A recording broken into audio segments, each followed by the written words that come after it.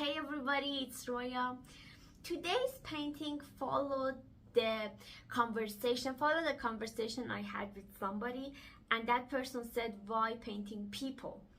Which, obvious answer is why not? Why do anything else? But I understand that some kind of explanation is required after this question. My honest first answer is I don't know. That's the honest first answer, but I can talk about it some ways and come up with the explanation.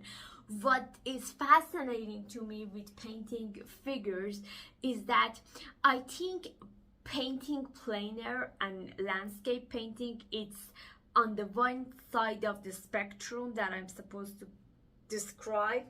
You can imagine you can study values, visual elements and perspective and go to do a landscape painting, but it's wild, it's unpredictable, it's nature. You cannot measure it and put it into structure. You have to just respond to visual elements as they come and go, and it's also moving. Lights are moving all over the nature.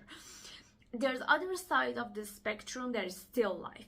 In still life, you put it like a book, light it, and it doesn't move ever. It doesn't move. You can study it to its littlest visual elements and predict it, measure it. It doesn't move. You cannot ask a model to be that still. It's still life.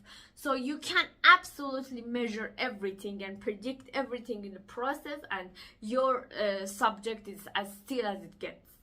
So what is happening in between is a beautiful human being. You can study anatomy and structure of human beings, but ultimately when it comes to painting a model, that person owns the general structure of human beings in their own individual form. So that's what is fascinating to me, and I can't get enough of painting people, because I can study a structure of a nose, but when I paint somebody, this is that person's nose. I have to model that generalized anatomy into that individuality, and that's what's fascinating. I think I get the best of both these words, and it's just the perfect point between chaos and order. I have just enough control to get an idea about the structure of this thing, and just enough variety not to be too much. And that's one thing that is fascinating about painting a figure. Let's go paint.